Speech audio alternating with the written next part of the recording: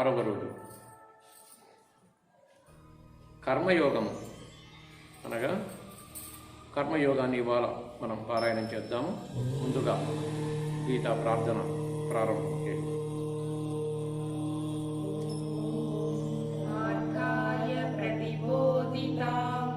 భగవతా నారాయణేన స్వయం వ్యాసేన గ్రథితా పురాణమునినా మధ్యే మహాభారతం అద్వైతామృతవర్షిణీం భగవతీం అష్టాదశాధ్యాయినీం అంబా త్వామనుసంధామి భగవద్గీతే భగవద్వేషిణీం భగవద్గీతే భగవద్వేషిణీం. నమోస్తుతే వ్యాస విశాల బుద్ధే పుల్లారవిందపత్రనేత్ర येन त्वया वारतैलपूर्णः प्रज्वालितो ज्ञानमयः प्रदीपः प्रपन्नपारिजाताय स्तोत्रवेत्रैकप्राणाय ज्ञानमुद्राय कृष्णाय गीतामृतवे नमः. सर्वोपनिषदो गावो दोग्धा गोपालनन्दनः पार्थो वत्सः सुदीर्घोक्ता दुग्धं गीतामृतं महत्. वसुदेवसुतं देवं कंसचाणूरमर्दनं देवकी परमानन्दं कृष्णं वन्दे जगद्गुरुं. जय श्री कृष्ण परमात्मा को जय. पारायणं अथ तृतीयोऽध्यायः कर्मयोगः. अर्जुन उवाच ध्यायसि चेत् कर्मणस्ते मता बुद्धिजनार्दन तत्किं कर्मणि घोरे मां निजयोजयसि केशव. व्यामिश्रेणेव वाक्येन बुद्धिं मोहयसीव मे तदेकं वद निश्चित्य येन श्रेयोऽहमाप्नुयाम्. श्रीभगवानुवाच लोकेऽस्मिन् द्विविधा निष्ठा पुरा प्रोक्ता मया नघ. ज्ञानयोगेन साङ्ख्यानां कर्मयोगेन योगिनां. न कर्मणामनारम्भात् नैष्कर्म्यं पुरुषोऽश्नुते न च सन्न्यसनादेव सिद्धिं समधिगच्छति. न हि कच्चित् क्षणमपि जातु तिष्ठस्य कर्म कृत्. कार्यते ह्यवसः कर्म सर्वः प्रकृतिजैर्गुणैः. कर्मेन्द्रियाणि संयम्य य आस्ते मनसा स्मरन् इन्द्रियार्थान् विमूढात्मा मिथ्याचारः स उच्यते. यस्त्विन्द्रियाणि मनसा नियमारभ्यते अर्जुन.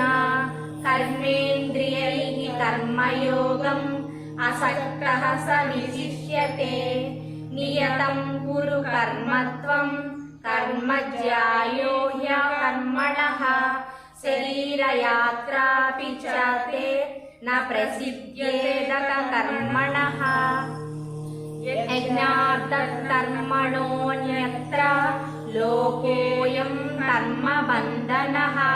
तदर्थं कर्म कौन्तेय मुक्तसङ्गः समाचर. सह यज्ञाः प्रज्ञाः सृष्ट्वा पुरोवाच प्रजापतिः. अनेन प्रसविष्यत्वं एष वोस्तिष्ठ कामधुक्. देवान् भवायतानेन ते देवा भावयन्तु वः. परस्परं भावयन्तः श्रेयः परमव्याप्यस्तः. इष्टान् भोगान् हि वो देवा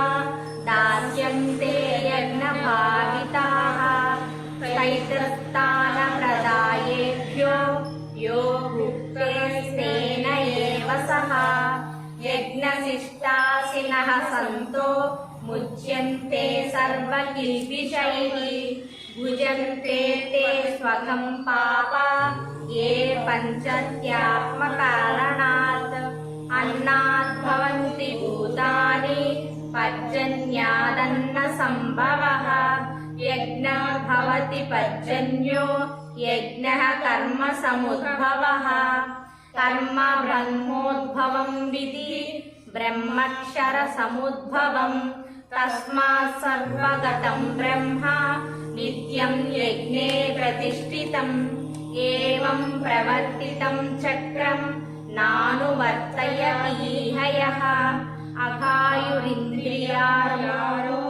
मोहं पार्थ स जीवति यस्मात्मरतिरेव स्यात् आत्मतृप्तश्च मानवः आत्मन्येव च सन्तुष्टः तस्य कार्यं न विद्यते नैन तस्य कृतेनार्थो नाकृतेनेह कश्चन न चान्य सर्वभूतेषु कच्चिदर्थव्यपाश्रयः तस्मादसक्तः सततं कार्यं कर्म समाचर असक्तो ह्याचरन् कर्म परमाप्नोति पुरुषः कर्मण्यैव हि संसिद्धिम् आसिक्ता जनकादयः लोकसङ्ग्रहमेवापि सम्पश्यन् कर्तुमर्हसि यज्ञदारति श्रेष्ठः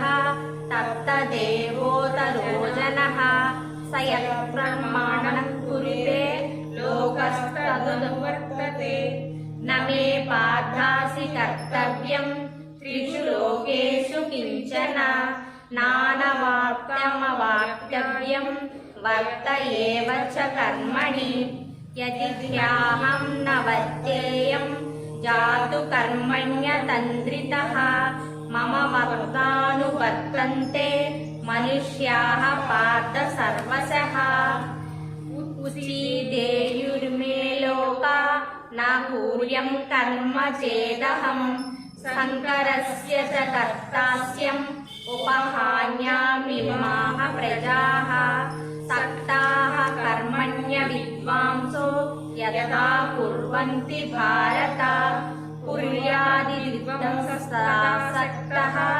चिकीर्षुर्लोकसङ्ग्रहं न बुद्धिभेदं जनयेत् अज्ञानं कर्मसङ्गिनां जोषयेत् सर्वकर्माणि विद्वान् युक्तः समाचरन् प्रकृतेः क्रियमाणानि गुणैः कर्माणि सर्वशः अहङ्कारविमूढात्मा कर्ताहमिति मन्यते तत्त्ववित्तु महाबाहो गुणकर्मविभागयोगः गुणागुणेषु वर्तन्त इति मात्वा न सज्जते प्रकृतेर्गुणसम्मूढाः सजन्ते गुणकर्मसु तान् कृत्यविदो मान्दान् कृत्यविन्न विचालयेत् मयि सर्वाणि कर्माणि सन्न्यस्याध्यात्मचेतसा निराशीर्निर्ममो भूत्वा युद्धस्व विगतज्वरः ये मे मतमिदं नित्यम् अनुतिष्ठन्ति मानवाः श्रद्धावन्तो न सूयन्तो मुच्यन्ते कर्मभिः ये त्वेतादभ्यसूयन्तो नानुतिष्ठन्ति मे मतम् सर्वज्ञानविमूढांस्तान् विधि नष्टान् चेतसः सदृश्यं चेष्टते स्वास्यः प्रकृतेर्ज्ञानवानपि प्रकृतिं यान्ति भूतानि निग्रह किं करिष्यति इन्द्रियस्तेन्द्रियस्यार्थे रागद्वेषौ व्यवस्थितौ तयोर्न वशमागच्छेत् तौ ह्यस्य परिपन्थिनौ श्रेयान् स्वधर्मो विगुणः परधर्मास्वनुशिष्टात् स्वधर्मे निधनं श्रेयः परधर्मो भयावहः। अर्जुन उवाच अथ केन प्रयुक्तोऽयं पापं चरति पुरुषः अनिच्छन्नपि वाग्नेय बलादीव नियोजितः। श्रीभगवानुवाच काम एष क्रोध एषः रजोगुणसमुद्भवः महाशनो महापाप्ना दिव्येन मिह वैरिणम् धूमेन व्रियते वह्निर्यथा धर्मो मलेन च यदोर्भेनावृतो गर्भः तथा तेनेदमावृतम् आवृतं ज्ञानमेतेन ज्ञानिनो नित्यवैरिणा कामरूपेण कौन्तेय दुर्भूषेण नलेन च इन्द्रियाणि मनोबुद्धिः अस्याधिष्ठानमुच्यते एतैर्विमोहयत्येष ज्ञानमावृत्य देहिनम् तस्मात् त्वमिन्द्रियाणाद्यौ नियम्य भरतशर्व पाप्नानं प्रजहिह्येनं ज्ञानविज्ञाननाशनम् इन्द्रियाणि पराण्याहु इन्द्रियेभ्यः परमं मनः मनस्तस्तु परा बुद्धिर्यो बुद्धेः परतस्तु सः एवं बुद्धेः परमं बुद्ध्वा संस्तभ्यात्मानमात्मना जहि शत्रुं महाभावो कामरूपं दुरासदम्। इति श्रीमद्भगवद्गीतासु उपनिषत्सु ब्रह्मविद्यायां योगशास्त्रे श्रीकृष्णार्जुनसंवादे कर्मयोगो नाम తృతీయోధ్యాయః। ఈరోజు 3వ అధ్యాయము యొక్క తిథి కర్మయోగము. కర్మయోగం అనగా ఈ అధ్యాయమునందు విహిత కర్మములను విధిగా ఆచరించవలసిన అవసరమును కూర్చియు అనేక విధములుగా సహేతుముగా నిరూపింపబడినది. అట్లే ప్రతి వ్యక్తియు తన వర్ణాశ్రమ ధర్మములను అనుసరించి విద్యుక్త కర్మలను ఎట్లు చేయవలను, ఎలా ఏ కర్మలు బంధకారములు కావో, ఏవి విముక్తిని పొందు యుక్త జ్ఞానము మనకు కలుగును, అట్టి విషయములను ఈ అధ్యాయమందు ప్రారంభమవుతున్నది.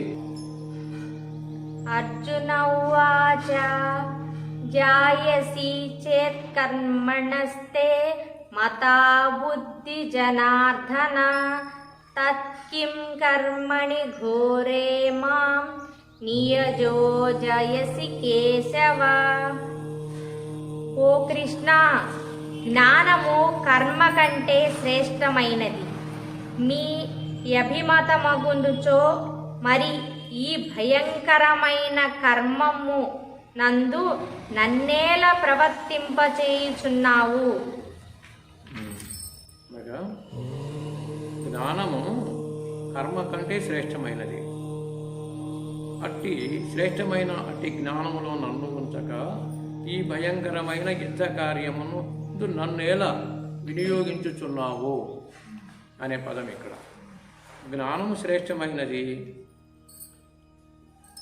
అయితే కర్మ శ్రేష్టము కానిది అనే కదా ఇప్పుడు ఇక్కడ. జ్ఞానం శ్రేష్టమైనది, కర్మలో ఎన్ని శ్రేష్టము కాదు, నన్ను ఎందుకు చేయమంటున్నావు అని ఎదురు ప్రశ్న వేశాడు ఇక్కడ. అంటే ఇక ఆ ఎదురు ప్రశ్నకే తర్వాతి శ్లోకంలోనే వెంటనే వస్తుంది సమాధానం. అప్పుడు దాన్ని కలిపి చెప్పచ్చు తర్వాత శ్లోకంలో. వ్యామిశ్రేణేవ వాక్యేన బుద్ధిం మోహయసీవ మే తదేకం వద నిశ్చిత్య ఏన శ్రేయోహమాప్నూయం. అంటే మిశ్రమమైన దాని వలెనున్న వాక్యము చేత నీ బుద్ధిని కలవరపెట్టువని వలెనున్నావు. కావున నేను దేనిచే శ్రేయమును పొందగలవో అట్టి ఒక దానిని అనగా కర్మ జ్ఞానములలోనొక దానిని నిశ్చయించి నాకు చెప్పుము. అదే నిన్న జ్ఞానేంద్రియాలకు కూడా ఆహారం ఉన్నది, వాటి వికాసానికి అవసరం ఉన్నది అని చెప్పాను కదా. మరి అవన్నీ ఆ జ్ఞానేంద్రియాలకే సంబంధించినవి కదా. జ్ఞానేంద్రియాలు స్పందిస్తేనే కర్మేంద్రియాలు పనిచేస్తాయి. జ్ఞానేంద్రియాలు స్పందించకుండా కర్మేంద్రియాలు ఎలా చేస్తాయి? ఇప్పుడు చూసినది విన్నది కన్న దాని మీద ఆసక్తి కలిగి ఇంద్రియాలని ఈ కర్మేంద్రియాలు పనిచేస్తాయి. ఇది చూడలేదు వినలేదు అనుకో అవి ఎందుకు చేస్తాయి? కర్మేంద్రియాలు చేయవు.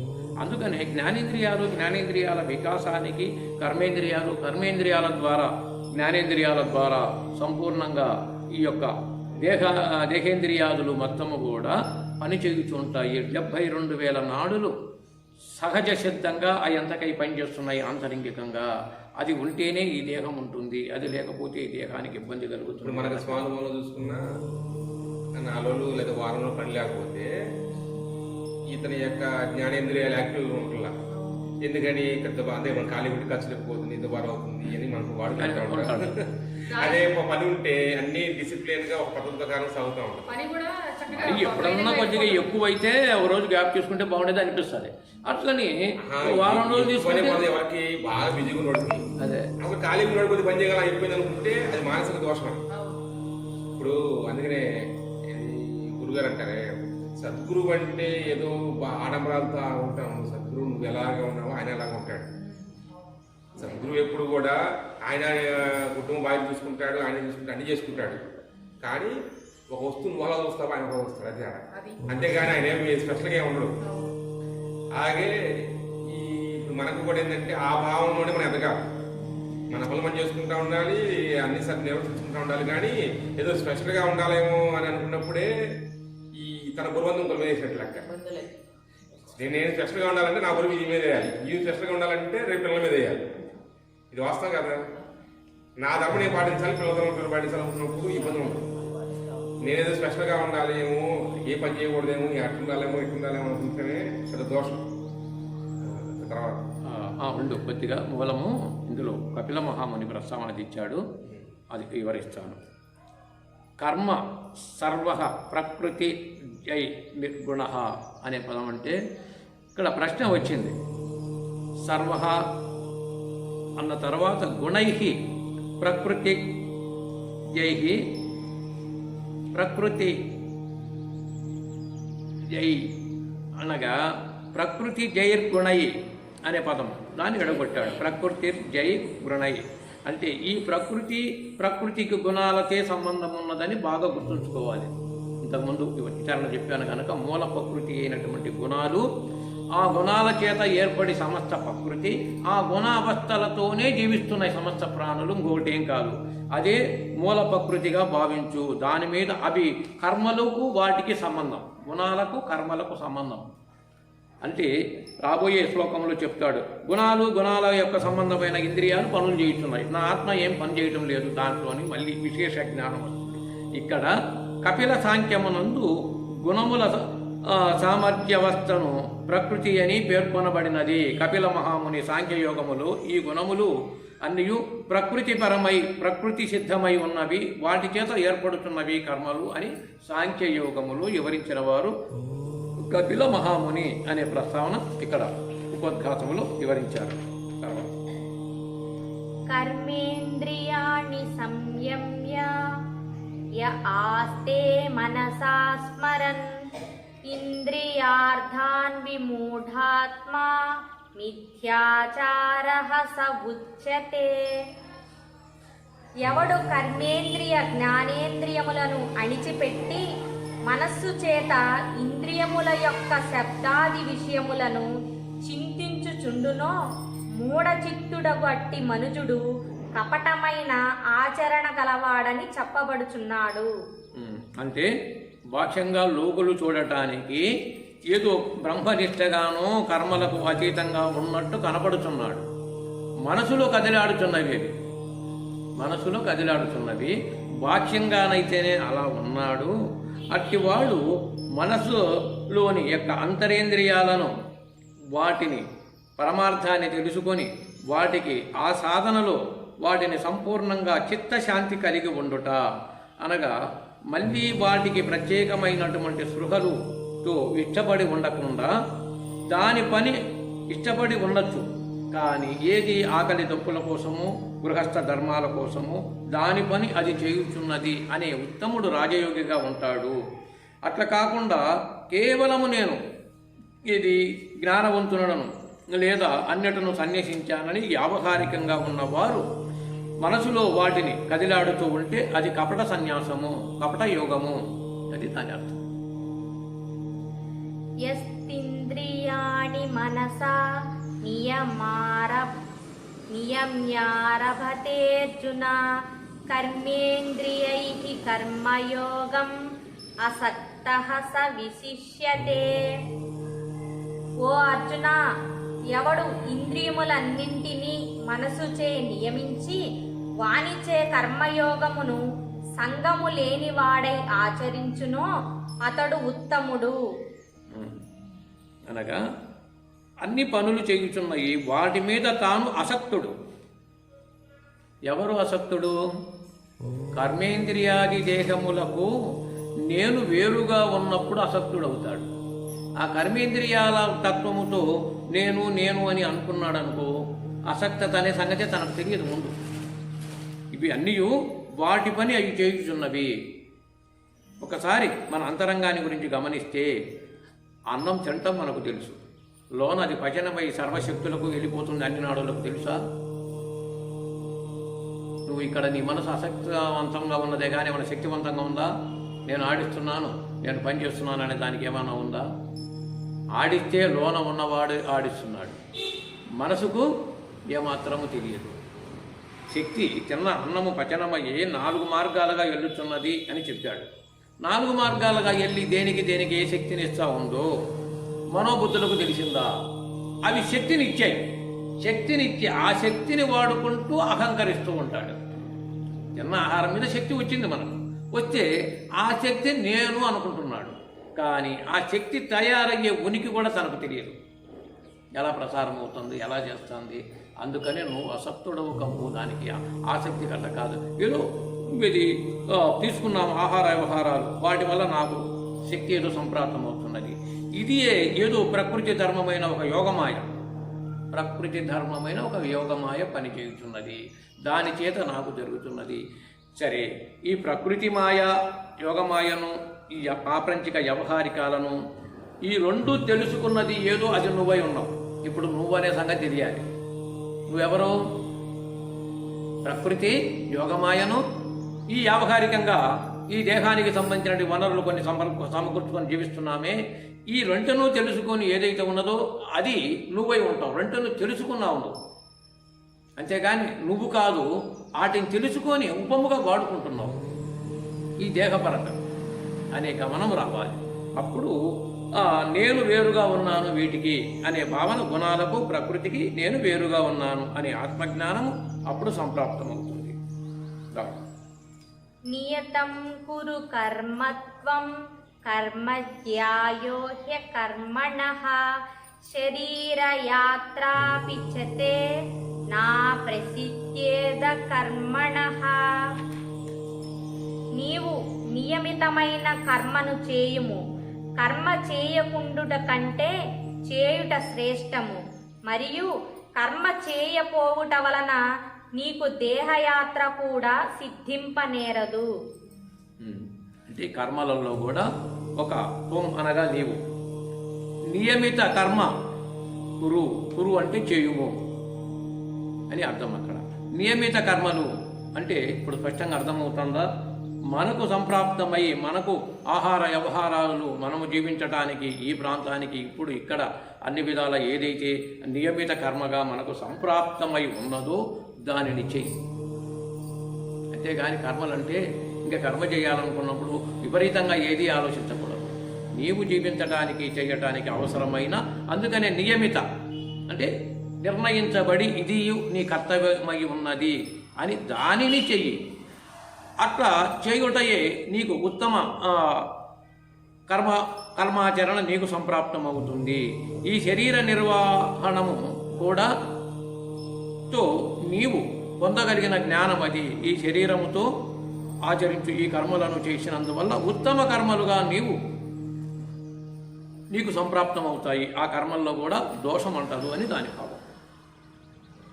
యజ్ఞార్థత్ కర్మణోన్యత్ర లోకోయం కర్మ బంధనః తదర్థం కర్మ కౌంతేయ ముక్త సంగః సమాచర.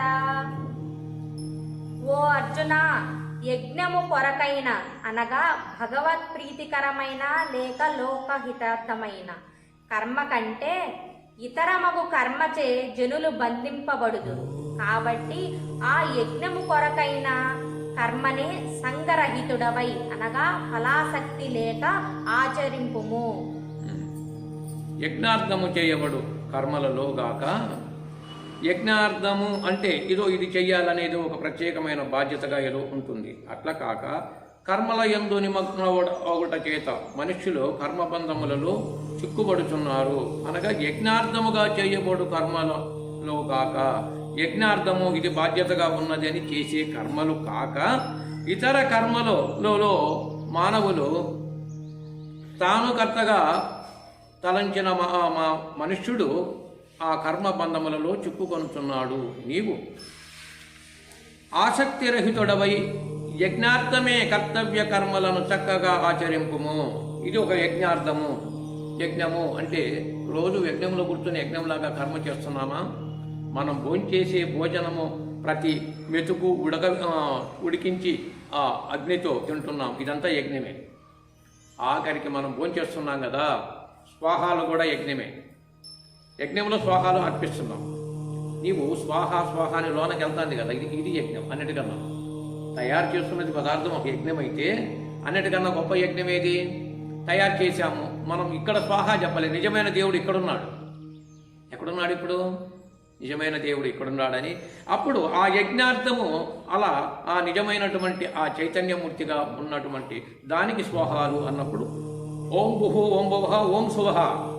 శుభ అనగా ఇలా స్వాహ జరుగుతుంది అని చెప్తూ ఓం మహః మహాతత్వము భూమధ్య స్థానమందు పనిచేయుతున్నది అని ఆ మహామంత్రం చెబుతుంది.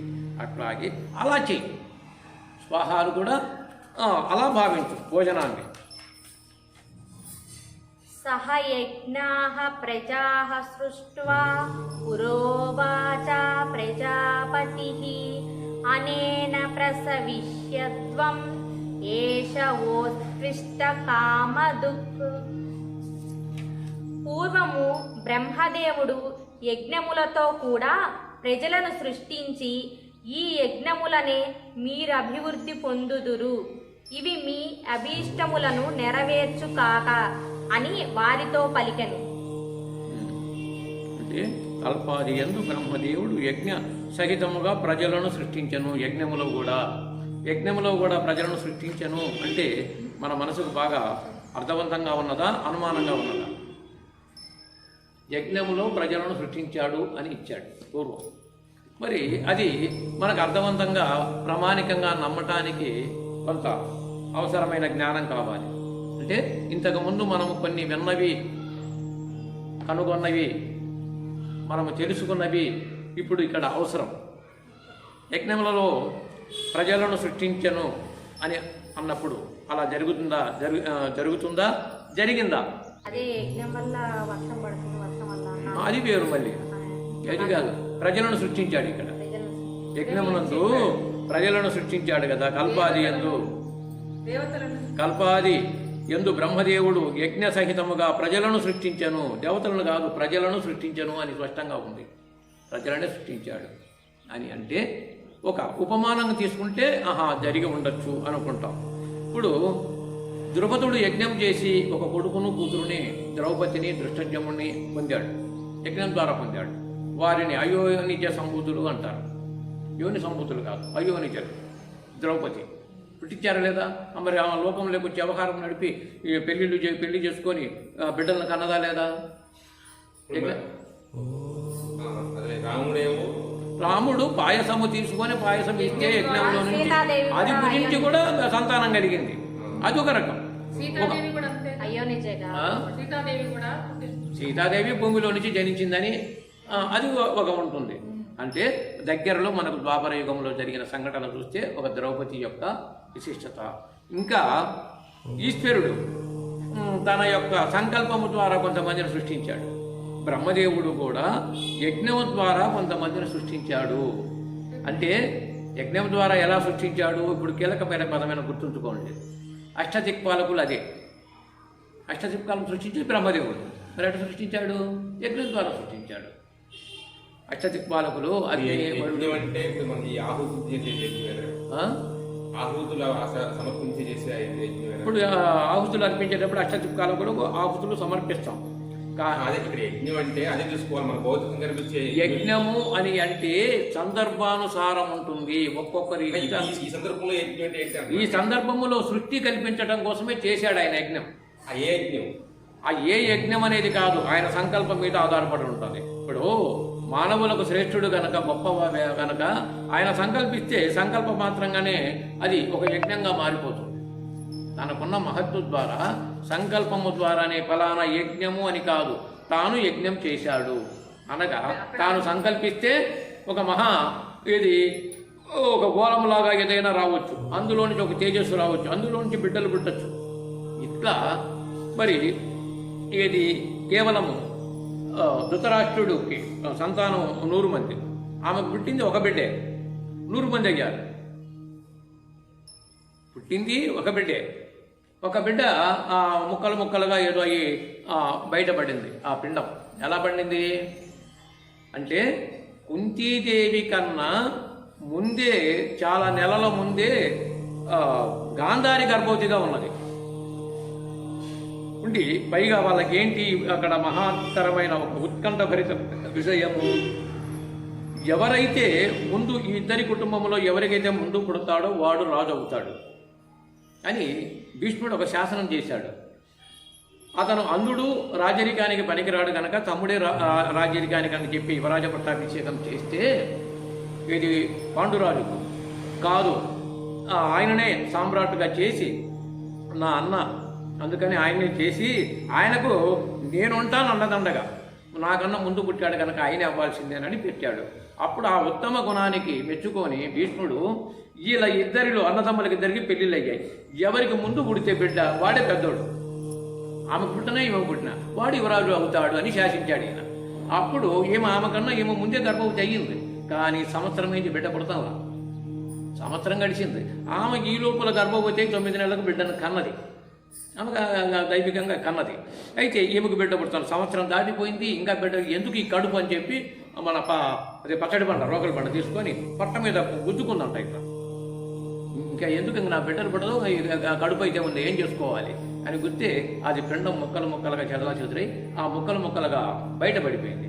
పడిపోతే వ్యాస భగవానుడు వచ్చి ఏమిటి ఇలా అయిపోయింది అని అంటే అవన్నీ కుండలలో పెట్టి వాటికన్నిటికీ 100 మంది పుడతారు బిడ్డలు అని చెప్పి మళ్ళీ వాళ్ళ చేత పుట్టాడు. అంటే ఇది ఏమైనా ఇది ఒక యజ్ఞమగానే ఉందిగా, మళ్ళీ ఒకరిని ఇంతమందిని చేయటం కూడా అంటే సంతానము కలగటమే ఒక గొప్పగా ఆ సంకల్ప ప్రభావం జరగటమే ఇలా అనేక విధాలుగా మనం భావించాలి.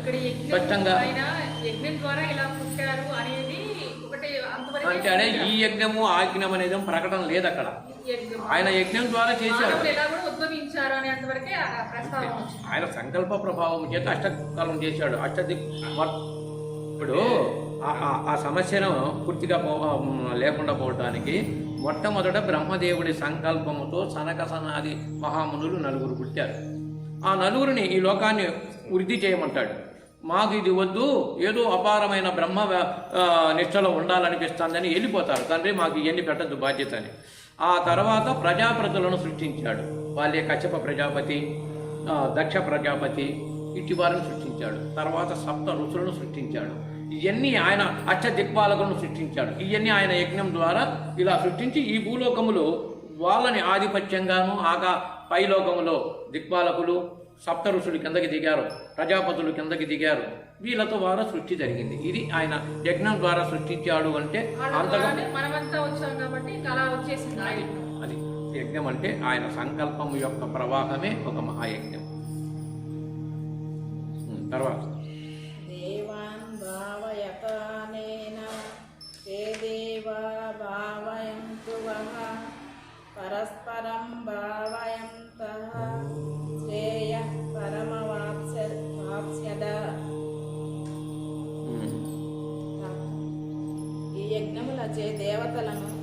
తృప్తిపరచుడు. ఆ దేవతలున్న మిమ్మలను తృప్తి నొందించుదురు గాక. ఈ ప్రకారముగా పరస్పరము తృప్తి నొందించు కొనుట వలన ఉత్తమ శ్రేయస్సును పొందగలరు. ఈ యజ్ఞము ద్వారా మీరు దేవతలను తృప్తిపరచుడు. మానవులకు ఏం చెప్పాడు? దేవతల ముందు ఉంచాడు కదా, ఆ దేవతలను తృప్తిపరచుడు. ఈ యజ్ఞం ద్వారా మీరు యజ్ఞములు చేయండి మరియు ఆ దేవతలు మిమ్మల్ని అనుగ్రహించెదరు. నిస్వార్థ భావముతో మీరు పరస్పరము సంతృప్తి పొందుడు, అనగా స్వార్థం అనేది లేకుండా ఉండండి మీరందరూ. ఇష్టాన్ భోగాన్ హివో దేవ దాస్యంతే యజ్ఞ భావితాః తైదత్తాన ప్రదాయైభ్యో యో భుక్తేస్తేన ఏవ సహ.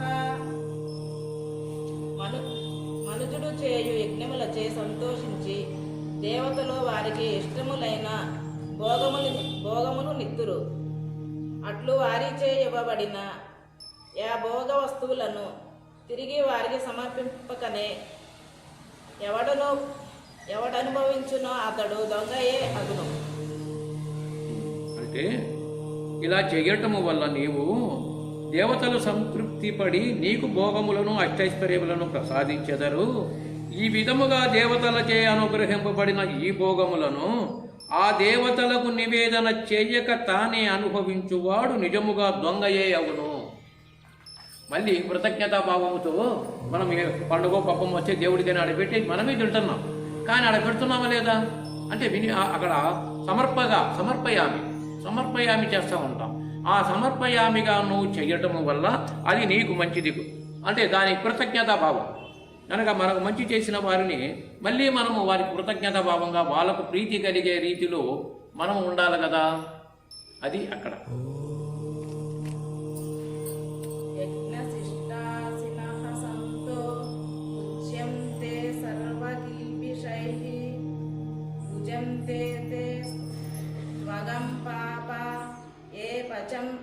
పచంత్యాత్మకారణాత్ యజ్ఞమునందు మిగిలిన పదార్థములను తిను సజ్జనులు సమస్త పాపముల నుండి విడవబడుచున్నారు. అట్లు కాక ఎవరు తమ నిమిత్తమే భుజించుతున్నారో అట్లు వారు పాపమును తినువారే అగుదురు. అనగా ఈ యజ్ఞ రూపముగా భావించి మన జీవన విధానాన్ని ఎవరైతే దానికి అధిష్టానమైన పరతత్వము పరమాత్మ అనే తత్వం ఏదైతే ఉన్నదో ఆ పరమాత్మ చైతన్య స్వరూపమే అన్నట్టును కూడా చైతన్యపరచి నిండి ఉన్నది అని ఆ భావన చేతనే, యజ్ఞ భావన చేతనే తాను కర్మ చేయుచు తాను పోషణ గడుపుకున్నాడు. అట్టివాడు పాప నుంచి ముక్తి కలుగుతాడు. అట్ట చేయకపోతే పాపాత్ముడు అవుతున్నాడు.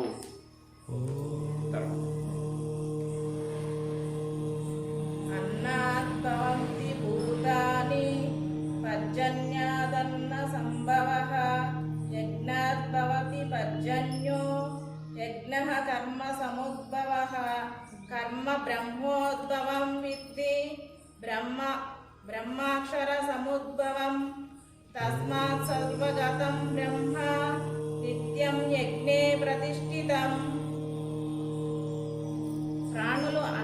ప్రాణులు అన్నము వలన కలుగుచున్నవి, అన్నము మేఘము వలన కలుగుచున్నది, మేఘము యజ్ఞము వలన కలుగుచున్నది, యజ్ఞము సత్కర్మల వలన కలుగుచున్నది, సత్కర్మ వేదము వలన కలుగుచున్నది, వేదము అక్షర పరబ్రహ్మము వలన కలుగుచున్నది.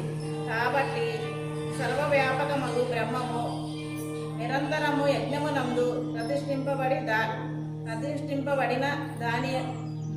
దానిదిగా నెరుంగును.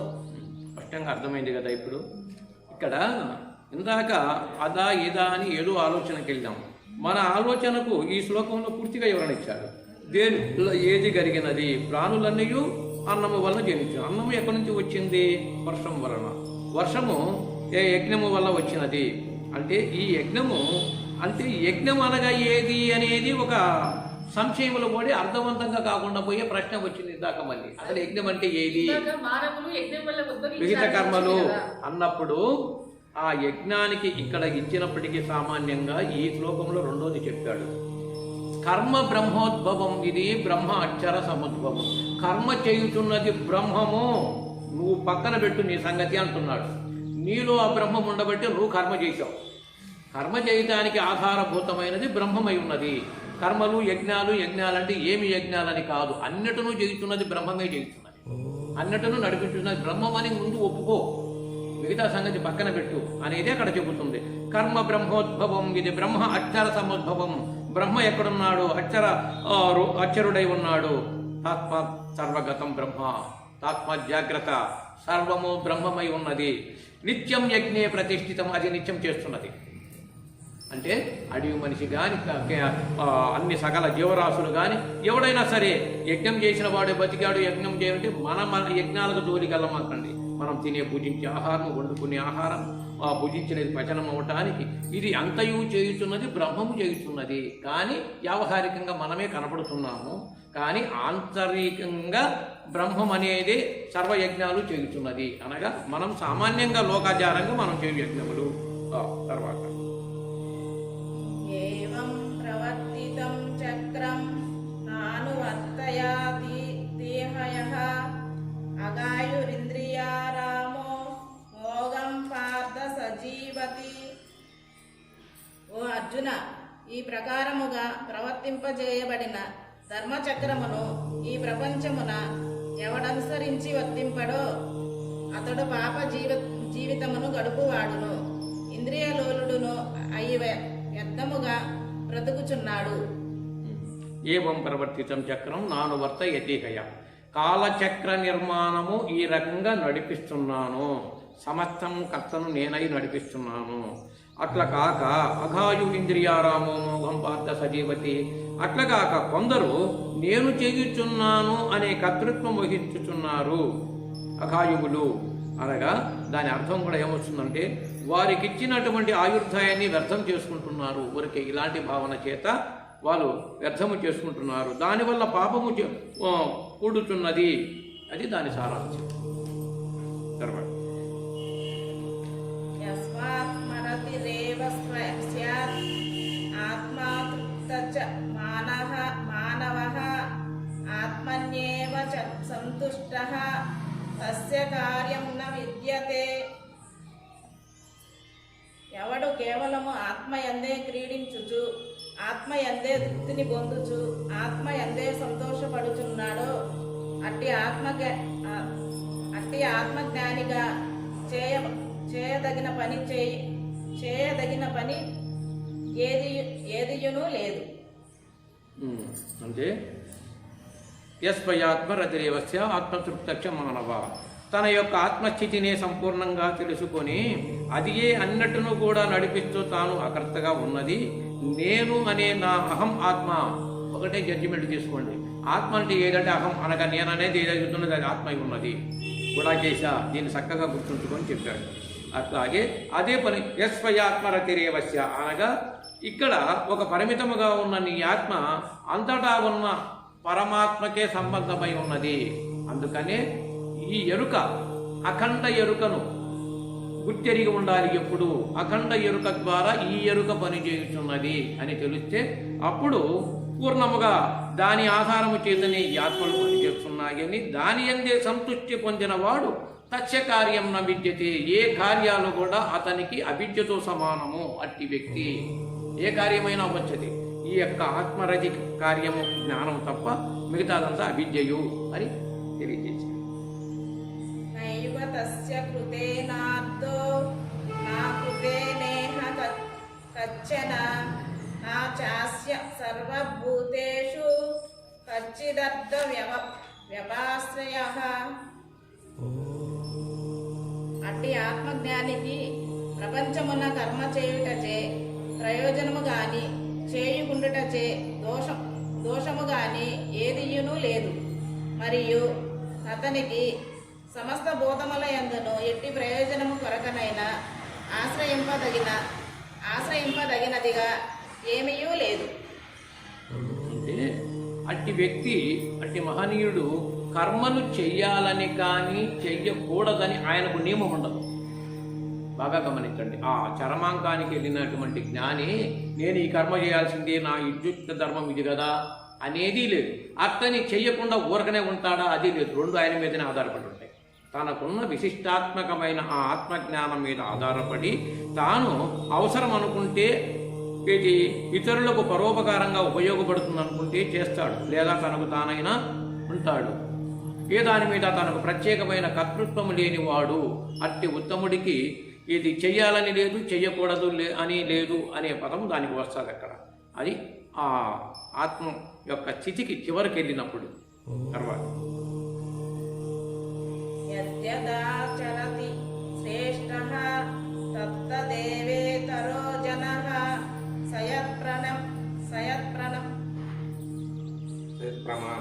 సయత్ప్రమాణం కురేతే లోకాస్తదనువర్తతే. కాబట్టి నీవు సంగము లేనివాడవై చేయుదగిన కర్మలను ఎల్లప్పుడూ చక్కగా చేయుచుండుము. ఆసక్తుడే కర్మనాచరించు మనుజుడు మోక్షము నొందుచున్నాడు. ఎట్లా? ఆసక్తిరహితుడైన కర్తవ్య కర్మలను చక్కగా ఆచరింపు. ఎలయనా ఆసక్తిని వీడి కర్మలను సదా ఆచరించు మనుష్యునకు పరమాత్మ ప్రాప్తి కలుగును, లేదా ముక్తి కలుగును. ఆసక్తి రహితుడై కర్మలు చేయుచున్నాడు. కర్మలు చేయాలనే ప్రత్యేకమైన ఆసక్తి అంటూ తనకు లేదు. కానీ పరోపకార పరమార్థంగా మహనీయులు, మహాత్ములు లోకానికి కూడా ఇది తెలియజెప్పాలి కదా, అవసరం కదా అని చెప్పి వారు మనకు ఎలా చెబుతూ వాళ్ళు ఆచరించారు. అట్టి వారికి ఏ కర్మలు అంటగా వారు ముక్తులుగా ఉన్నారు. కర్మణైవ హింస సంసిద్ధం అస్థితా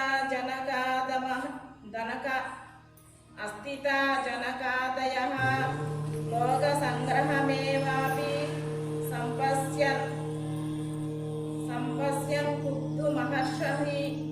కర్తు మహర్షి అనగా తాత్పర్యం. జనకుడు మునుగువారు నిష్కామ కర్మలచే మోక్షము పొందురు. జనకులను సన్మార్గమున ప్రవర్తింపజేయు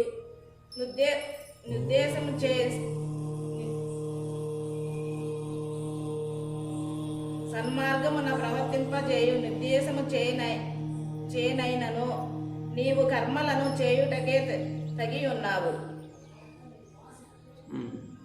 అనగా జనకుడు మొదలగు జ్ఞానులు కూడా ఆసక్తిరహితముగా కర్మలను ఆచరించుట వలననే పరమసిద్ధిని పొందిరి. అంటే ఆసక్తిరహితులై కర్మలు చేశారు. కావున నీవును లోకహితార్థమై, దేనికి కర్మలు? లోకహితార్థమై కర్మలను ఆచరించుటయే సముచితము. అది దాని పరమార్థం. ఒక పరోపకార పరమార్థాల కోసము అవియే సంతృప్తి, ఆత్మ సంతృప్తి భావన కలిగి చేయుటయే నీవు మోక్షం పొందుతావు. యద్యాచరతి శ్రేష్ఠః తత్తదేవేతరో జనః సయత్ప్రమాణం కురుతే లోకస్తదనువర్తతే.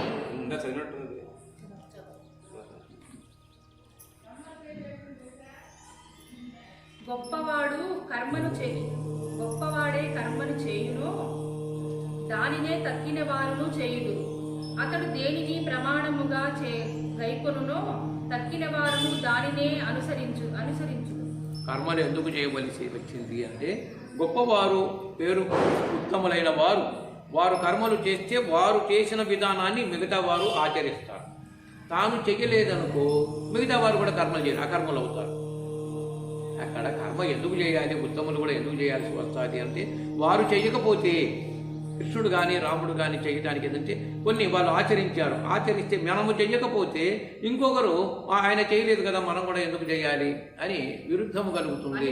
అందుకనే లోకోత్తరమైన వాటి కోసమే కర్మలు చేశారే తప్ప వారి యొక్క స్వార్థం కోసం, స్వలాభం కోసం చేయలేదని అట్టి జ్ఞానులు చేసిన వారే ముక్తులు అవుతారు అని దీని భావం. నా మే పార్థస్తి కర్తవ్యం విషు లోకేషు కించన నాను వక్తాపమవాప్యాయం వర్తయేవ చ కర్మణి.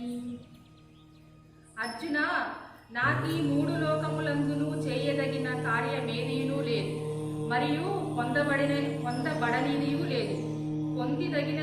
పొందదగినదియును వస్తువును ఏదియూ లేదు. అయినను నేను కర్మయందు ప్రవర్తించుచున్నాను. ఈ ముల్లోకములందును నాకు ఈ కర్మ నేను చేయవలసి ఉన్నదనే కర్తవ్య కర్మ నాకేదీ లేదు. అది ఒకవేళ ఉత్తమమైన పరిపూర్ణ జ్ఞాని కూడా అలాంటి భావనే కలిగి ఉన్నవాడే పరిపూర్ణుడవుతాడు. నేను ప్రత్యేకంగా ఈ కర్మ చేయాలని లేదు. అట్లని నేను పొందదగిన వస్తువులలో ఏదియును నేను పొందని వస్తువును ఏదీ లేదు. నేను పొందని వస్తువు అంటూ లేదు, నాకు నేను పొందలేదు అది అనేది లేదు. అన్నీ తెలియబడే ఉన్నవి, అన్నీ తెలియబడే అన్నిటిని తెలుసుకొని ఉన్నాను. ప్రత్యేకంగా తెలుసుకోదగింది నాకు ఏదీ లేదు గనక. కానీ అయినను నేను కర్మల యందే ప్రవర్తిల్లుచున్నాను అనగా లోకానికి అందరికీ, జ్ఞానికి అజ్ఞానికి అందరికీ కూడా యుక్తమైన కర్మభావన, యుక్తమైన జన్మలు కలిగి ఉండాలి అని కర్మలు చేయుట జరుగుతున్నది.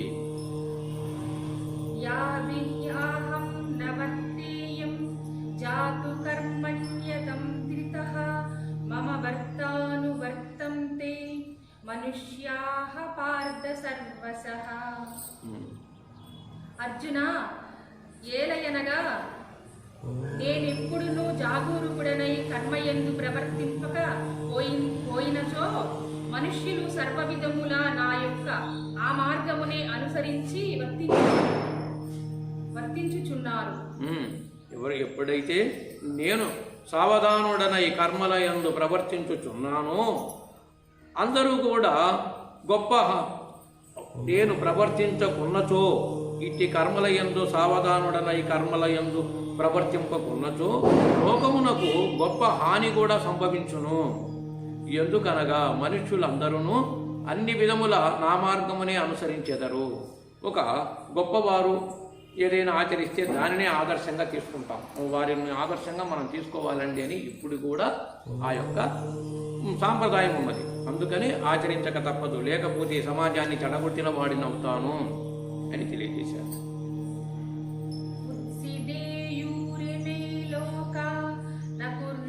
కర్మ చేదహం సంకరస్య చ కర్తాస్యం ఉపహాన్యమీమః ప్రజాః. మరియు నేను కర్మను చేయకుందునేని ఈ ప్రజలు చెడిపోదు. అట్లని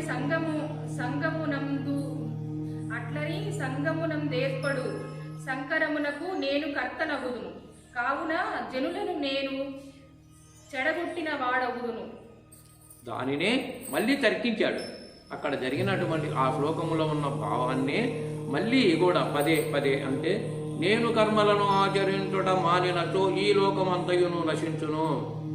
కర్మ చేత వృద్ధి చెందుతున్నది దేహములు కానీ ప్రపంచము కానీ.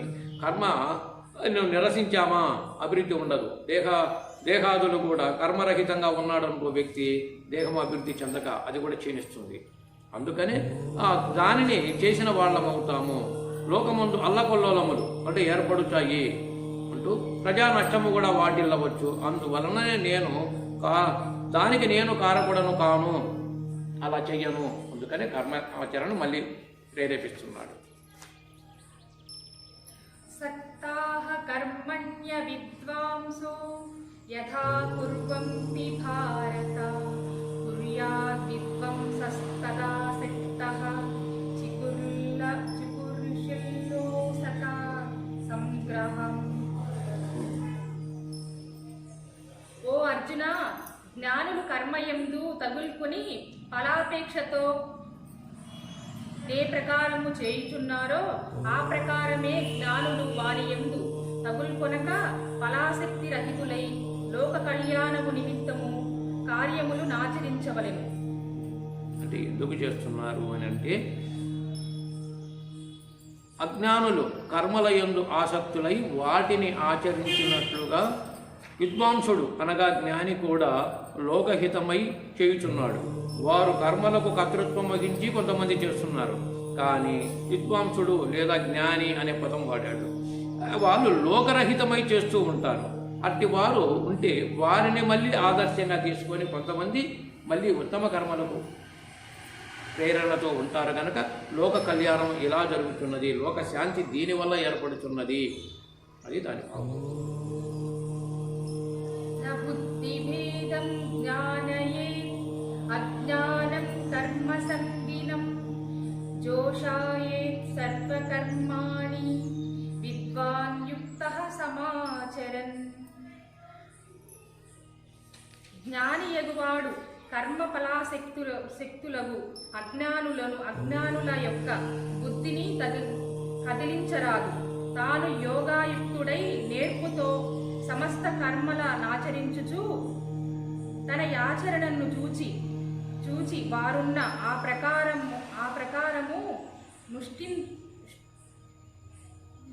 ప్రకారమనుష్ఠించినట్లు చేయవలెను.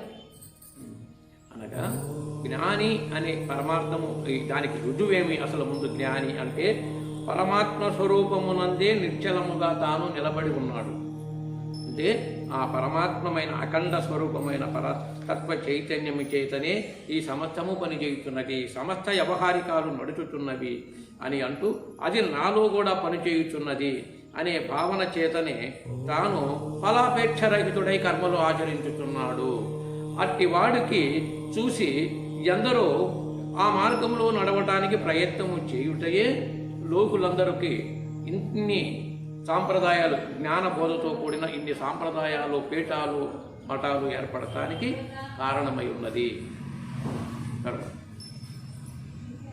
ప్రకృతి క్రియామాణాని గుణైః కర్మాణి సర్వశః అహంకార విమూఢాత్మా కర్తాహమితి మాన్యతే. స్పష్టంగా ఇచ్చాడు ఇక్కడ. ఇంకేంటంటే ఇంకా సంశయం లేకుండా ప్రకృతి క్రియమానాని గుణైః కర్మాణి సర్వస్య. ఈ ప్రకృతియే కర్మలు చేయుతున్నది. ఒక ప్రత్యేకత. ఇప్పుడు కర్మలు ఎవరు చేస్తున్నారు? ప్రకృతి కర్మలు చేయుతున్నది. ప్రకృతి క్రియమానాని గుణైః కర్మాణి సర్వస్య. త్రిగుణ స్వరూపమై త్రిగుణాత్మకమై ఈ ప్రకృతి క్రియలన్నీయును ఆచరించుచున్నది. వాస్తవముగా కర్మలన్నీయును అన్ని విధముల ప్రకృతి గుణముల ద్వారానే పని చేయబడుతున్నాయి. అహంకారము అనగా విమూఢుడు, అనగా ఇది అర్థము చేసుకొని వాడు, మూఢుడు అనకుండా విమూఢుడు. అహంకారము చే మోహితమైనటువంటి అంతఃకరణములతో కూడి ఈ కర్మలను ఎందు నేనే కర్తను అని భావించుచున్నాడు. విమూఢుడు అలా భావించువాడు. స్పష్టమైన పాదాన్ని ఎప్పుడు నోట్ చేసుకునేటువంటి పదం ప్రకృతి క్రియమానాని గుణైః కర్మాని సర్వస్య. ప్రకృతి కర్మలు 3 గుణాల చేత జరుగుతున్నాయి. 3 గుణాల చేతనే మనం 3 అవస్థలు మనకై మనమే అనుభవిస్తున్నాం. దానికి ఒకరు ఏమన్నా చెప్పి అవండి నువ్వు ఇలా ఉండాలి, ఇటు ఆయన పడుకోవాలి, ఇటు ఆయనకి లేకపోవాలని ఎవరైనా మనం సిద్ధాంతాలు చెప్పగలిగిన వాళ్ళు ఉన్నారా? ప్రతి ప్రాణి మేలుకుంటా జాగ్రత్త అవస్థ, స్వప్న, సుషుప్తి, ఏ ప్రాణికి ఆ ప్రాణి అన్నీ జరుగుతున్నాయి. ఇప్పుడు ప్రకృతి వల్ల జరుగుతున్నదే ఉన్నది కదా. ప్రకృతియే క్రియమానాన్ని, క్రియలు దాని వల్ల ఏర్పడ్డాయి. అది స్పష్టత తెచ్చాడు. తత్వవిత్తు మహాబాహో గుణకర్మ విభాగయోగోః గుణాగుణేషు వర్తంత ఇతి మాత్వా న సజ్జతే. గొప్ప బాహువులు గల ఓ అర్జున, గుణముల యొక్కయు కర్మల యొక్కయు విభజన గూర్చిన యథార్థమెరిగిన జ్ఞాని గుణములు అనగా ఇంద్రియములు గుణముల యందు శబ్దాది విషయముల యందు ప్రవర్తించుచున్నవని ఆత్మస్వరూపుడవు తనకు వాస్తవముగా వారిని ఏ సంబంధము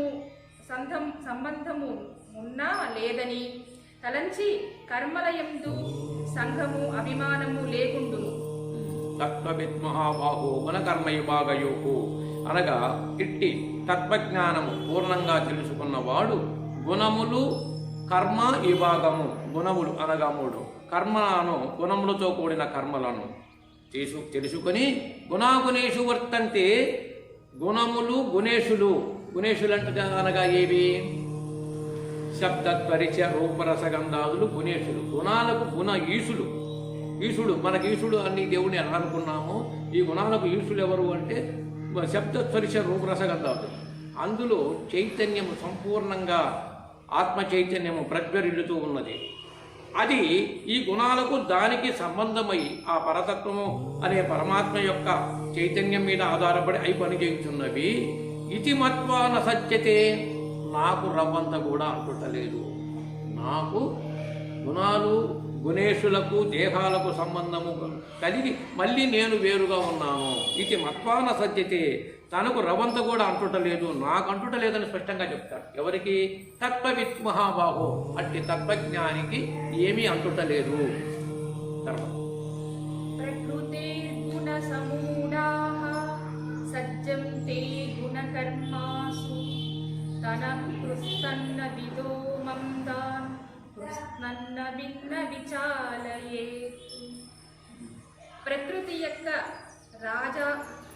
రాజసాది గుణములచే మోహపెట్టబాడిన వారై దేహేంద్రియముల యందు యొక్క క్రియలందు ఆసక్తులై వర్తించు కర్మ సంగులకు అల్పజ్ఞానులను మందమతులను ఆత్మజ్ఞానుడగు జ్ఞాని చలింపజేయకూడదు. కర్మలు మానునట్లు చేయరాదు. అంటే ఇక్కడ ఒక కీలకమైన పదము లోకానికి సంబంధించి తెలియజేశారు. జ్ఞాని ఎలా ఉండాలి అంటే ప్రకృతి గుణములచే పూర్తిగా మోహితమైనటువంటి మనుషులను ఆ గుణముల యందు కర్మల యందును మిక్కిలి ఆసక్తి గల వాడికి అట్టి మిడిమిడి జ్ఞానము గల మందబుద్ధులైన అజ్ఞానులకు పూర్తిగా తెలిసిన జ్ఞానులైన వారు భ్రమకు గురి చేయరాదు. అంటే వారిని పూర్తిగా ఒక్కసారిగా దాంట్లో నుంచి విముక్తులు కమ్మని బలవంతంగా నువ్వు చెప్పద్దు. అది తెలుసుకోలేడు, వెంటనే రాలేడు. అంతగా ఏమవుతాడు? ఊగిసలాటగా అవునా కాదా అని ఊగిసలాటలో పడతాడు, అయోమయములో పడతాడు. దాని మీద సంపూర్ణంగా ఉండి ఒక్కసారిగా ఈ తత్వములేకి కర్మరహితంగాను కర్తృత్వరహితంగాను అనే పదాలు అతనికి చాలా ఇబ్బంది కలుగుతాయి. అట్లా లేకపోతే బలమైన అంటే అర్థవంతాన్ని కరెక్ట్గా తీసుకోడు రహస్యాన్ని. అందుకని అతన్ని అయోమయ స్థితికి గురి చేయొద్దు అని తనకు అవసరం వచ్చినప్పుడు చెప్పు ఆ సంగతులు. అతనికి అవసరం అవుతుంది ఎప్పుడో ఒకసారి, అప్పుడు చెప్పాలి అని దాని అర్థం. మయి సర్వాణి కర్మాణి సన్యస్యాధ్యాత్మచేతసా నిరాశీర్నిర్మోహభూత్వా యుద్ధస్వ విగతజ్వరః. సమస్త కర్మలను నాయందే ఆధ్యాత్మిక చిత్తముతో సమర్పించి ఆశగాని మమకారము గాని లేనివాడై నిశ్చింతగా యుద్ధమును చేయుము. అంటే ఇక్కడ ఏమంటున్నాడు అంటే పరమాత్మని ఇచ్చాడు కదా, ఇక్కడ పరమాత్మని అంతర్యామిని కూడా పదం వస్తుంది ఇక్కడ. అందుకే అంతర్యామిని అనగా పరమాత్మను అయిన నాయందే నీ చిత్తమును ఉంచి కర్మలన్నిటినీ నాకే అర్పించి అంతా ఆశా మమత సంతాపములను వీడి యుద్ధము చేయుము. అనగా ప్రత్యేకమైన ఆశ వద్దు, ప్రత్యేకమైన మమత వద్దు, లేదా సంతాపము చెప్పడం కూడా వద్దు. వీటికన్నిటికీ వేరుగా ఉండు. ఆ బాధ్యత అంతా నా మీద వదిలేసేయి. అనగా నా అంటే ఏది? అంతర్యామిగా ఉన్న నా పైన అన్నాడు. అంతర్యామిగా పరమాత్మ ఉన్నాడని మనం పూర్తిగా దానిని గుర్తెరిగామా? అది గుర్తెరిగితే ఏ సమస్య లేదు. అందుకనే చాలాసార్లు ఒకసారి గుర్తు చేసినా మరొకసారి గుర్తుంచుకోండి.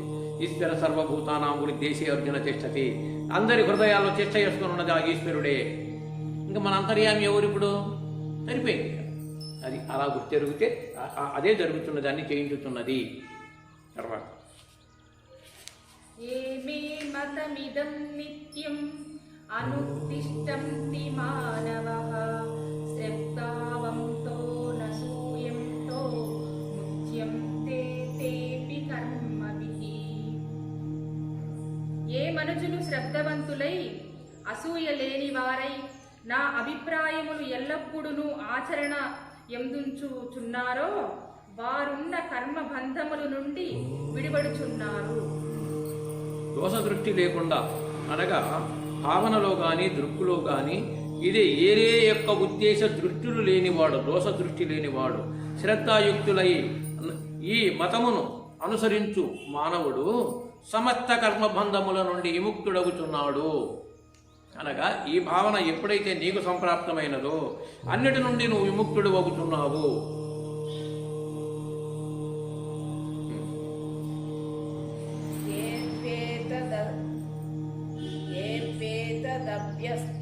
సూయంతో నాను తిష్టంతి మే మతం సర్వజ్ఞా విమూఢాస్తాన్ విద్ధి నష్టాన చేతసః. ఎవరు నా ఈ అభిప్రాయమును, ఆధ్యాత్మిక మార్గమును, నిష్కామ కర్మ యోగ పద్ధతిని ద్వేషించు వారై ఎనుసరింపదగుచున్నారో అట్టి వారిని బుద్ధిహీనులగును. బొత్తిగా జ్ఞానము లేని వారగును, చెడిపోయిన వారగును నెరుంగుము. అంటే ఇక్కడ చేతసాన్ అచేతసాన్ అనే రెండు పదాలు ఉంటాయి. చేతసాన్ అంటే ఆత్మ చైతన్యము ద్వారా ఏర్పడే ఈ మనసును చేతసాన్ అంటాడు. ఇక్కడ ఆత్మ చైతన్యము యొక్క సంగతి తనకు తెలియలేదు గనక తాను అచేతసః అనగా ఆ విషయము తెలియని వాడే మూఢుడు అనే పదాన్ని గుర్తెరగాలి. ఇక్కడ అచేతసః అనగా చేతత్వమును తెలిసిన వాడు కాకుండా ఉండి నప్పుడే నేను కర్తను అని అనుకుంటున్నాడు. చేతనవంతమైనటువంటి యొక్క పరతత్వాన్ని ఎప్పుడైతే పూర్తిగా తెలుసుకోగలిగాడో అట్టివాడు కేవలము జ్ఞానస్వరూపముగా ఉన్నాడు. అనగా మోహరహితుడు, కర్తత్వరహితుడు, అన్నిటికూ కూడా కేవలము శారీరకమైనటువంటి యొక్క భావన, ఆకలి దప్పుల యొక్క ధర్మాలనే పాటిస్తున్నాడే తప్ప మరొకటి లేదని అక్కడ భావం. సదృశం చేష్టతే స్వాస్యాః ప్రకృతిర్జ్ఞానవానపి ప్రకృతిం యాంతి భూతాని నిగ్రహం కిం కరిష్యతి. జ్ఞానవంతుడైనను శాస్త్ర పండిత్యము లేక లౌకిక జ్ఞానం కలవాడైనను తన ప్రకృతికి జన్మాంతర సంస్కారము వలన కలిగిన స్వభావమునకు అనుగుణమగునే ప్రవర్తించుచున్నాడు. ప్రాణులు తమ ప్రకృతిని అనుసరించియే నడుచుచున్నవి కావున ఇక నిగ్రహము ఏమీ చేయగలదు. సమస్త ప్రాణులను తమ తమ ప్రకృతులను అనుసరించి ఆ స్వభావాల చేతనే నడుస్తున్నాయి. అంటే ఒక దూరదృష్టిగా ఇప్పుడు మనం గమనిస్తే ఇక్కడ ఇది మనము చేయు పనుల వాటల యందు కర్తృత్వం అనేది అంటే బాధ్యత తీసుకోకపోతే పనులు ఎలా జరుగుతాయి అనేది ఒక ధర్మం. అయితే సమస్త ప్రాణులను మన నుంచి అన్నీ కూడా ఈ ప్రకృతి ధర్మాల యొక్క స్వభావాల చేతనే అవి పనులు చేయుచున్నవి. జ్ఞాని కూడా ఆ ప్రకృతి ధర్మాల ద్వారానే చేయు క్రియలను వాటి ప్రకృతి ధర్మాలుగా భావించినప్పుడు కర్మలను ఎట్లు తనను అంటవు అనగా త్యజింపగలరు. ఆ కర్మలను అయంతకయ్యే త్యజింపచేయగలడు. ఇంద్రియసేంద్రియాస్యాద్దే రాగద్వేషౌ వ్యవస్థితౌ దయోర్నవసయాగచ్చతే తౌ హస్య పరిబంధినౌ. ప్రతి ఇంద్రియమునకు దాని దాని విషయములయందు శబ్దాదులయందు రాగద్వేషములు ఇష్టానిష్టములు ఏర్పడుచున్నవి. ఆ రాగద్వేషములకు ఎవ్వరునూ లోబడకూడదు. అవి మనుషులకు ప్రబల శత్రువులు కాదా. చక్కటి సందేశం ఇది.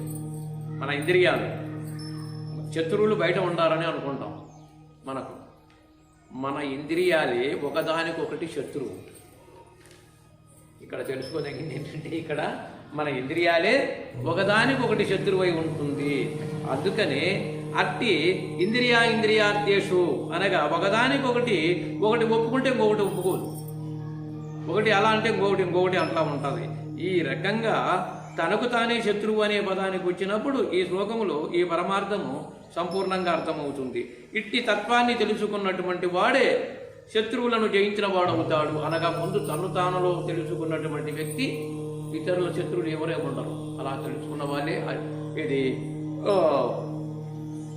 అజాత శత్రువు. గాంధీ గారు కానీ, అంతకుముందు ధర్మరాజు కానీ, వీళ్ళు ఇలాంటి తత్వము తెలుసుకోవడం వల్ల అంటే శత్రువులు ఎవరు లేరు వాళ్ళ. తను తాను తెలుసుకున్నప్పుడు మిగతా విషయాలని ఎవరినో శత్రువులుగా ఎలా భావిస్తారు? ఈ తత్వము తెలియకపోతే బయట ఎవరో మనకు శత్రువులు ఉండాలని అనుకుంటా ఉంటాం. అందుకని అట్టివారు జ్ఞానులు అజాత శత్రువులయ్యారు. శ్రేయాన్ స్వధర్మో విగుణః పరధర్మాత్ స్వనుష్ఠితాత్ స్వధర్మే నిధనం శ్రేయః పరధర్మో భయావహ. చక్కగా నాచరింపబడిన ఇతరుల ధర్మము కంటే గుణము లేనిదైనను తన స్వధర్మమే శ్రేష్టమైనది. తన ధర్మములందు మరణమైనను శ్రేయస్కరమే యగును. ఇతరుల ధర్మము భయదాయకమైనది. ఇక్కడ స్వధర్మము పరధర్మము అనే పదం మనలో కొద్దిగా సరైనటువంటి అవగాహన ఉండదు. స్వధర్మం అంటే ఏమి, పరధర్మం అంటే ఏమి అని అంటే ఇందులో క్లుప్తంగా ఇచ్చారు. అంటే ఉపోద్ఘాతంలోకి వెళ్ళినా ఉన్న సారం ఏంటి అంటే, పరధర్మము అనగా ఇతరులు అనేక మంది వేదాలు శాస్త్రాలు ఇదో విధి అది అని చెప్పి నిత్యము చేసేటువంటి భక్తి ఆరాధనలు భజనలు కావచ్చు, ఎన్ని మంచిదండి మన ఆచారాలు నియమాలు అన్నీ ఉంటాయి. ఇవన్నీ పరధర్మాలు. అంటే ఒక పరంగా ఇది పరతత్వంగా పరలోక్యత నిర్ణయించబడినవి. కానీ అవి నీకు ఏది చూసేందుకు చేయటానికి సమాజంలో బాగానే ఉండొచ్చు. కానీ శ్రేష్టమైనది నీ స్వధర్మమే అని చెప్పి అనుటలో సారాంశం ఏంటి అంటే, వాళ్ళ మీద ఆచరిస్తున్నారని దాని మీద పడి మమేకం అవుతామే తప్ప నీ స్వధర్మాన్ని నువ్వు మర్చిపోతావు. నీ స్వధర్మాన్ని నువ్వు మర్చిపోయినప్పుడు, పరధర్మం మీదనే ఆలోచన పడినప్పుడు, ఆలోచనలలో నీవు అది తప్పు ఒప్పో తెలియక వాళ్ళు ఆచరించారు మనం ఆచరించాం, వాళ్ళు చేశారు వీళ్ళు చేశారు అనేటప్పుడు నీకు పూర్ణమైన జ్ఞానం కలగదు. అందుకని పరధర్మము కన్నా స్వధర్మము శ్రేష్టమని, అందులో నీకు మరణం సంప్రాప్తమైనను వెనుకాడద్దు అంటే దాంట్లో ఎక్కువ ఉపోద్ఘాతానికి వెళ్లకుండా పరధర్మానికి స్వధర్మానికి కట్టుబడినటువంటి ప్రహ్లాదుడు కావచ్చు, లేదు విభీషణుడు కావచ్చు, వాళ్ళు స్వధర్మానికి కట్టుబడ్డారు. లేకపోతే పరధర్మం అంటే వ్యవహారికంగా మనకి చట్టము ఇది ఉంది, మరి మనము దీనికి ఎట్లా ఉండాలి అట్లా ఉండాలంటే విభీషణుడు రాముడి దగ్గరికి వెళ్ళాడు, అన్నను రాజ్యాన్ని వదిలి. ప్రహ్లాదుడు అలాగే ఉండిపోయాడు. ఇది స్వధర్మాలు. ఇది ఉత్తమమైన మార్గం అని ఎన్నుకున్నప్పుడు ఆ స్వధర్మంలో నిలబడతావు. అట్లా కాకుండా ఇతరులు ఆచరించే ధర్మాలు ఎన్నో ఉంటాయి. ఇంకొక చోట కూడా వస్తుంది. నానా అయితే పోయినసారి చదివాము, నానా శృతి విప్రపన్నాతి మనస్సు చంచలం, నానా విషయాలు శాస్త్రాలన్నీ తగిలించుకొని నువ్వు చేస్తే అవి అన్నీ నిన్ను మనస్సును అయోమయం చేస్తాయి అంటాడు. ఒక దాని మీద నికరం లేదు. అందుకని అన్నీ విని ఈ స్వధర్మం ఏది? నీ ఆత్మ నిరతిని తెలుసుకోవటమే స్వధర్మం. ఒకవేళ స్వధర్మం అంటే ఏది? దాన్ని కట్టుబడినప్పుడు వాళ్ళు నిలబడ్డారు. స్వధర్మం అనగా మళ్ళీ ఇంకా ఏమని ఆలోచిస్తావు? నీ ఆత్మ నిరతి కోసం నువ్వు నిలబడటం స్వధర్మం అంతే తప్ప నీ ఆత్మకు వంచన చేసుకోను, లేకపోతే ఇతరుల మీద ఆధారపడి మన ఆత్మకు మన యొక్క ఉన్నత స్థితికి మనం కోల్పోవటం అనేది అధర్మము. తెలుసుకోవటమే స్వధర్మం. అర్జునౌవాచ హతకేన ప్రయుక్తోయం పాపం చరతి పురుషః అనిచ్చన్నపి వార్షేయ బలాదివ నియోజితః. అర్జునుడు శ్రీకృష్ణమూర్తిని నిట్లు ప్రశ్నించెను, ఓ కృష్ణ, అయితే మనుజుడు పాపము చేయలేనని కోరినప్పటికీ దానిచే ప్రేరేపింపబడి బలత్కారముగా పాపము చేయుచున్నాడు. అంటే మానవుడు తనకు ఇష్టము లేకున్నాను ఇతరులను బలవంతమును చేసినట్లుగా దేని ప్రభావము చేత ప్రేరేపితుడై ఈ పాపాలు చేయుచున్నాడు? ఆ స్వధర్మము పరధర్మం చెప్పాడు కదా. ఇప్పుడు తనకు తెలియకపోయినా తనకు ఇష్టం లేకపోయినా కొన్ని చేస్తున్నాడు. ఇప్పుడు ఎవరి కోసమో ఏదో వెళ్తారు. ఇప్పుడు ఒకప్పుడు రాజుల పరిపాలన కావచ్చు, ఇప్పుడు రాజకీయ పరిపాలన కావచ్చు. మరి ఎవరి కోసమో వెళ్ళి ఎన్నో అధర్మాలు అఘాయిత్యాలు, మరి ఆ ధర్మాలకు పాల్పడతామో లేదా తనకు ముందు ఇష్టం లేదు, కానీ ఎవరి కోసమో ప్రేరేపింపబడితే చేయుచున్నాడు. అందుకని వాడి పరిస్థితి ఏంటి, మరి అట్టి వాడి పరిస్థితి ఏంటి, అది ఎంతవరకు కరెక్ట్? అదే పరధర్మాల మీద ఆధారపడితే ఆ పరధర్మాల మీద ఏమైపోయారు వాళ్ళ మీద ఇది ఇలాంటివి కూడా తయారవుతాయి. వాడి ఆ ధర్మాన్ని అంత బలంగా ఎందుకు చెప్పాడంటే ఇందుకు చెప్పాడు. తర్వాత 2వ శ్లోకంలో వచ్చింది.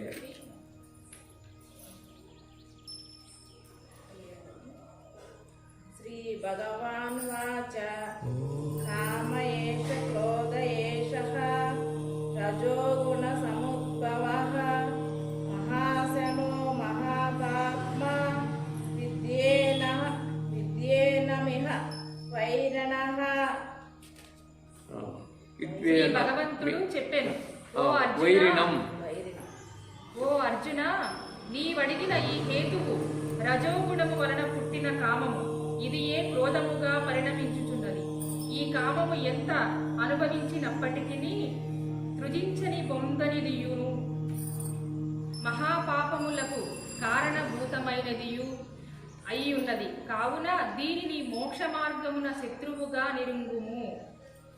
ఇతరుల మీద విషయాసక్తి కలిగి చేయబడిన కర్మలన్నీ రజోగుణమునకు సంబంధించినవి. అంటే అప్పుడు అలా ఉండటానికి కారణం ఏంటంటే పూర్తిగా రజోగుణముతో ఉండగలిగాము.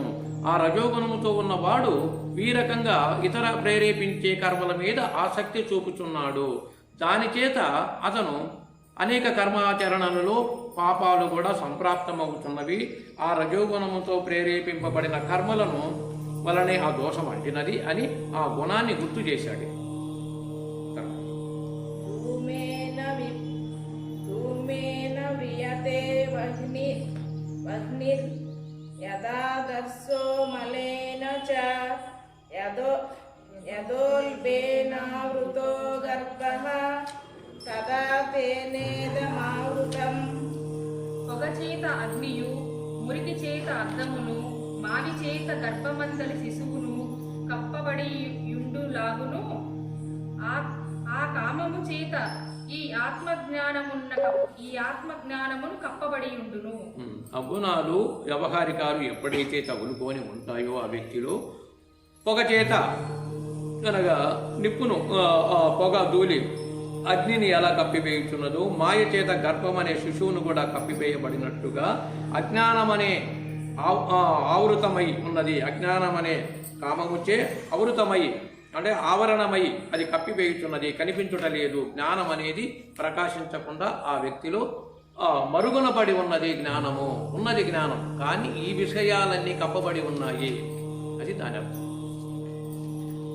ఆవృతం జ్ఞానమేతేన జ్ఞానినో నిత్య వైరిణ కామరూపేణ కౌంతేయ దుష్ప్రేరేణ దుష్ప్రేణేన చ దుష్పూరేణ లనేన చ. ఓ అర్జున, నిండింప సఖ్యము కానిదియు, అగ్నివలే తృప్తిని చెందనిదియు, ఆకాశ రూపమైనదియు, జ్ఞానికి నిరంతరము శత్రువగు ఈ కామము చేత ఆత్మజ్ఞానము కప్పబడి ఉన్నది. కామం ఎట్టిదంటే అగ్నితో సమానమైనది. అనగా అగ్ని దహింపబడుతుంది అనుకో, నేను ఇంతవరకు దేశాలు ఇంకెందుకు అని చెప్పి అనుకుంటుందా, దానికి అందుబాటులో ఉన్నదాన్ని కాల్చుకుంటూ పోతానే ఉంటుంది. అందుకే దానికి తృప్తి అంటూ లేదు. ఇక అట్లాగే ఈ యొక్క ఆలోచనలు వ్యవహారికాలన్నీ ఇంతటితో చాలే నాకు అని తృప్తి పడకుండా ఈ రజోగుణ తమో గుణాలు పనిచేయుచున్నవి. దానిని కొద్దిగా అరికట్టడానికి సత్వగుణము ఒకటి కొంత ఉంటుంది. కానీ దాని బలం ఎక్కువైనప్పుడు ఇది కూడా ఎలా ఉంటుంది అని అంటే, ఇక్కడ ఎవడో ఒక మూర్ఖుడు ఒక రాజు అయ్యాడు. ఇదే దుర్మార్గులు రాజులు ఎందరో ఉన్నారు. మరి ప్రజలు ఎంత ఉత్తములున్నా వారి కింద ఏం చేయలేకపోయారు. అట్లాగే వీటిని పైకి తీసుకెళ్ళిపోతే ఈ సప్తగుణం ఉన్నప్పటికీ ఏమీ చేయలేని స్థితిలో ఒక పక్కన ఘోషపడుతున్న ఉండినట్టుగా ఉంటుంది. అందుకని ఈ యొక్క జ్ఞానం అనే పదానికి యుక్తము అనే పదము ఇంతవరకు ఏమైతే చదువుకున్నామో వాటి ద్వారా ఈ గుణాలనే యొక్క విషయాన్ని పూర్తిగా తెలుసుకున్నదే ప్రధాన అంశము. వీటికి ఇంద్రియాణి మనోబుద్ధి అస్యాధిష్టానముచ్యతే ఏతైర్విమోహయత్యేష జ్ఞానమావృత దేహినం. ఈ కామమునకు ఇంద్రియములు, మనస్సు, బుద్ధి ఆశ్రయములని చెప్పబడుచున్నది. ఆ ఇంద్రియముల చేత కామము ఆత్మజ్ఞానమును గుప్పివైచి మనుజుని మిగల మోహపెట్టుచున్నది. అనగా ఇంద్రియాలు, మనస్సు, బుద్ధి ఇవన్నీ కూడా కలిపి కామం అంటే కోరికలు. ఈ కోరికల ద్వారా అనేక రకాలుగా పెంచుకొని ఉంటుంది విపరీతంగా. ఇక వాటి చేత బుద్ధీంద్రియము ద్వారా జ్ఞానమును కప్పివేయబడుచున్నది. బుద్ధి కర్మానుసారి అనుకున్నాం. అనగా ఆ బుద్ధి ఇంద్రియాన్ని, అక్కడున్న జ్ఞానాన్ని ఇవి అన్నీ కప్పివేయబడుచున్నవి. ఇక జీవాత్మను మోహితునిగా చేయబడుతున్నది. అనగా ఈ విషయాల మీదనే జీవాత్మను కూడా మోహితుని చేయుచున్నది. దాని పరమార్థం. తస్మాత్మనింద్రియాణ్యాదౌ నియమ్య భరతర్షభ పాప్మానం ప్రజహిహేన్యం జ్ఞాన విజ్ఞాన నాశనం.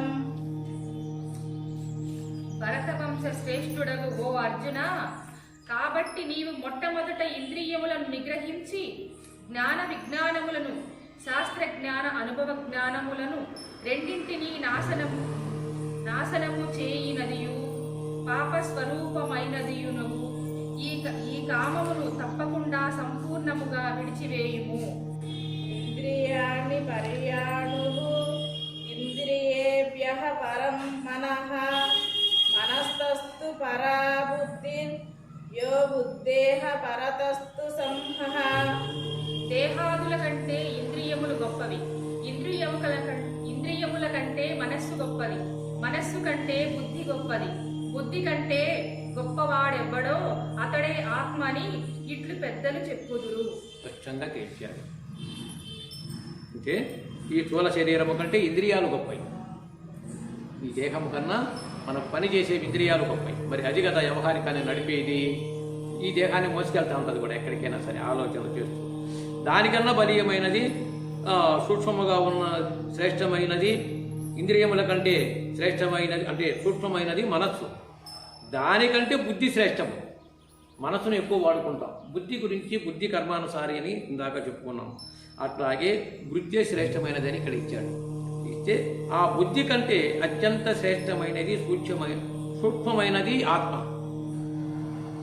ఆత్మ అధిష్టానం, ఆత్మ అధిష్టానం అని చెప్పినందుకు, ఒకవేళ అధిష్టానమైన ఆత్మ ఈ జీవునికి రథసారథిగా ఉన్నది.